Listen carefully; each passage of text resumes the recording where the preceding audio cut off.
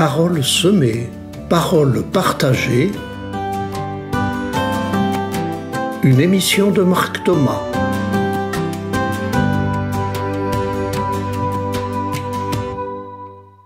J'intitule cette émission « Ascension et Pentecôte au cœur du monde ».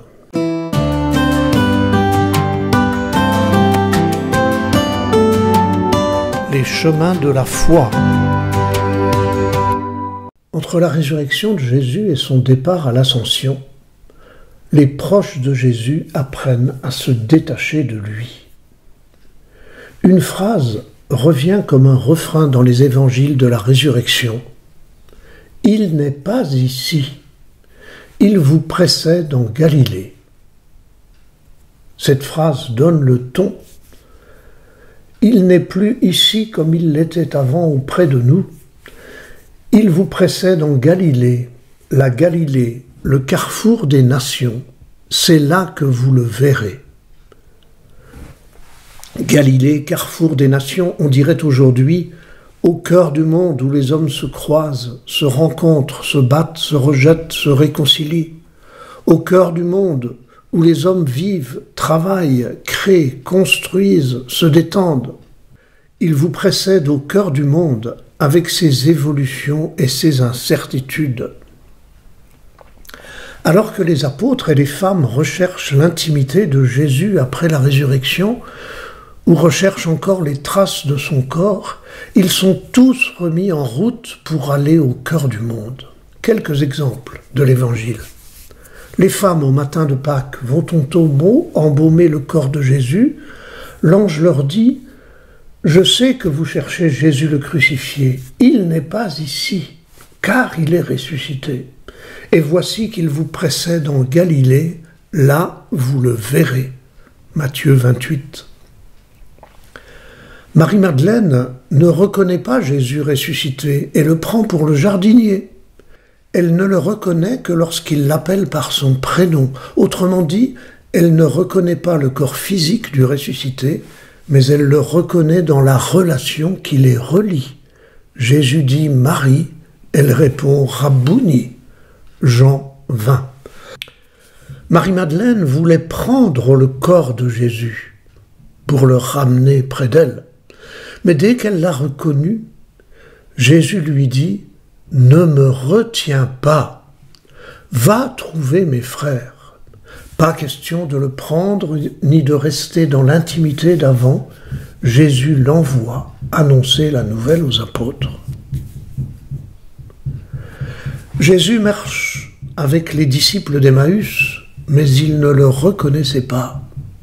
Ainsi, du ressuscité dans la vie des hommes, il est toujours celui qui marche avec, il est toujours celui qui accompagne, même sur les chemins sombres de nos vies comme à Emmaüs, mais la plupart du temps, il n'est pas reconnu. Luc 24. Avant de le reconnaître, les disciples d'Emmaüs cherchaient à le retenir, l'invitant à rester avec eux. Luc 24, 29. Mais quand ils reconnaissent le ressuscité au partage du pain, ils doivent avoir encore plus envie de rester avec lui dans la joie des retrouvailles. Mais aussitôt, Jésus disparaît. Alors les disciples se relèvent, même mot que ressuscite, et se remettent en route, dans le bon sens cette fois. Luc 24, 30, 33. Le ressuscité reconnu ne se laisse pas agripper dans nos intimités douillettes, mais il relève et remet en route sur le chemin de la vie. C'étaient quelques exemples de ce que vivent les apôtres et disciples entre la résurrection et l'ascension. Ils vivent d'abord la reconnaissance du ressuscité, toujours par surprise, sans le reconnaître à son physique d'avant. Et les premiers à les reconnaître ne sont pas les apôtres, mais les femmes. Rappelons-nous de cela dans l'Église d'aujourd'hui, lorsque nous croyons toujours que seuls des hommes consacrés sont capables de nous révéler Dieu. Après avoir vécu la reconnaissance, ils vivent ensuite l'absence, Certes, Jésus les rejoint sur leur chemin de deuil, de désespoir. Il les rejoint aussi au bord du lac, auprès des apôtres qui ont repris leur métier de pêcheurs. Mais dès qu'il est reconnu, il disparaît. Non pour jouer à cache-cache, mais pour qu'il ne s'enferme pas dans l'intimité avec lui. Jésus ressuscité ne peut pas être retenu, agrippé.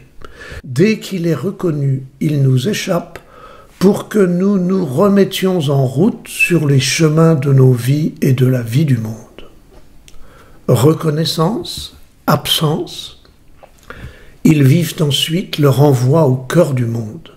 Les femmes sont envoyées dire aux apôtres, les disciples d'Emmaüs viennent dire aux disciples de Jérusalem, et tous sont finalement envoyés au cœur du monde, dans la Galilée des nations, pour proclamer la bonne nouvelle d'une résurrection pour tous. Et comme ils fixaient encore le ciel où Jésus s'en allait, écrit les Actes des Apôtres, voici que devant eux se tenaient deux hommes en vêtements blancs qui leur dirent « Galiléens, pourquoi restez-vous là à regarder vers le ciel ?»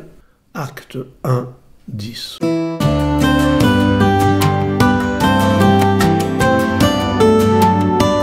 L'ébauche de Marc. Je crains parfois que certaines manières de vivre la foi chrétienne nous éloignent de ce triptyque dont les apôtres et les disciples ont fait l'expérience entre la résurrection et l'ascension. Reconnaissance, consentement à l'absence, mise en route vers le cœur du monde. Quand l'essentiel de nos découvertes sur Jésus vient d'enseignements, d'explications ou de catéchèses données par un autre, ne risquons-nous pas de rater les vraies rencontres du ressuscité qui se sont toujours faites dans l'Évangile non par des discours, mais par des rencontres imprévues, comme par surprise, dans des situations de la vie quotidienne des apôtres et des disciples. Quand l'essentiel de nos pratiques chrétiennes se passe dans les églises, ne risquons-nous pas d'oublier l'envoi au cœur des réalités du monde? Quand nous recherchons en priorité l'intimité de la prière, de l'adoration du Saint-Sacrement, du chapelet, des chants de louange, ne risquons-nous pas de rechercher une intimité avec le Seigneur que Jésus n'a pas donnée à ses apôtres et disciples après la résurrection? Ne risquons-nous pas de chercher à l'agripper pour qu'il nous réconforte? Toutes les rencontres du ressuscité avec ses apôtres et ses disciples remettent en route des personnes et les conduisent à aller à la rencontre des autres et à aller vivre au cœur du monde. C'est là que vous le verrez, dit l'ange aux femmes. Et aux disciples qui se demandaient où ils avaient vu Jésus, il leur avait dit « Ce que vous avez fait au plus petit d'entre mes frères, c'est à moi que vous l'avez fait. » L'ascension, c'est en quelque sorte le constat de l'absence de Jésus dans notre intimité et l'invitation à aller chercher sa présence au cœur du monde, au cœur de nos vies et de nos relations au quotidien. Attention, si tu ne trouves Dieu que dans l'intimité de ton cœur ou de ta prière, vérifie qu'il s'agit bien du vrai Dieu et pas seulement d'une illusion. Galiléens, Réunionnais, hommes et femmes d'aujourd'hui, pourquoi restez-vous là à regarder le ciel ?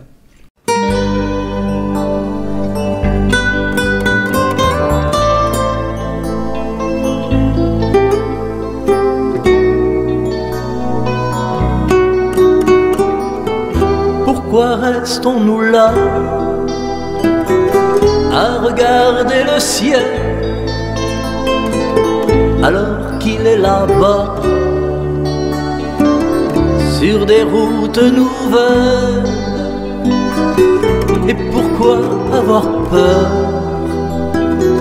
C'est lui qui nous appelle, c'est à portée de cœur qu'on trouve l'essentiel.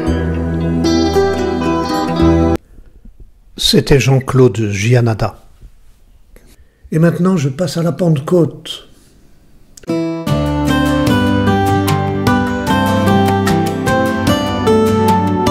Les chemin de la foi. Une autre phrase, répétée dans tous les évangiles de la résurrection, donne aussi le ton. Allez dans le monde entier, proclamez l'évangile à toute la création. Allez de toutes les nations, faites des disciples. Baptisez-les au nom du Père, du Fils et du Saint-Esprit. Apprenez-leur à observer tout ce que je vous ai commandé. Et moi, je suis avec vous tous les jours jusqu'à la fin du monde. Matthieu 28, 19, 20. Avez-vous repéré que le « je suis avec vous tous les jours jusqu'à la fin du monde » ne vient qu'après « aller de toutes les nations, faites des disciples » comme si la présence du Christ n'était donnée à ses disciples que lorsqu'ils vont annoncer l'Évangile au cœur du monde.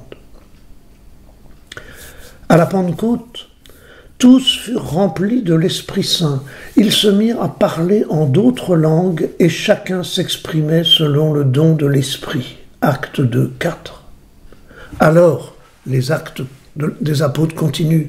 Dans la stupéfaction et l'émerveillement, tous les étrangers présents à Jérusalem disaient « Ces gens qui parlent, ne sont-ils pas tous galiléens ?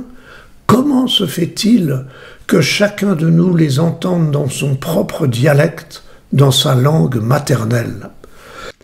Le premier don de l'Esprit, c'est non seulement de sortir dans les carrefours des nations, mais c'est de parler à chacun dans sa langue maternelle.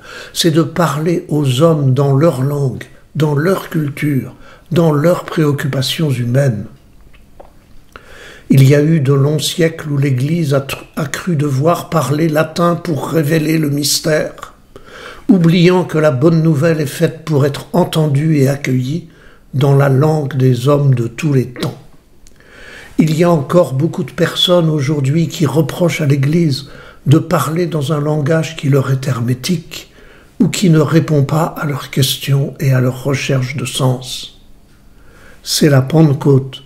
Chaque fois que les chrétiens vont à la rencontre des hommes pour parler avec eux dans les langues de leurs préoccupations, de leurs épreuves, de leurs joies, de leurs échecs, de leurs espoirs et même de leurs péchés, puisse l'Église être toujours cette Église de Pentecôte, parlant le langage de tout homme, parlant le dialecte de tout homme et de toute femme, puisse l'Église être habitée, nourrie de la vie du monde et parler ces langues. Au cœur de ce monde, par Didier Rimaud et Jacques Berthier au studio SM.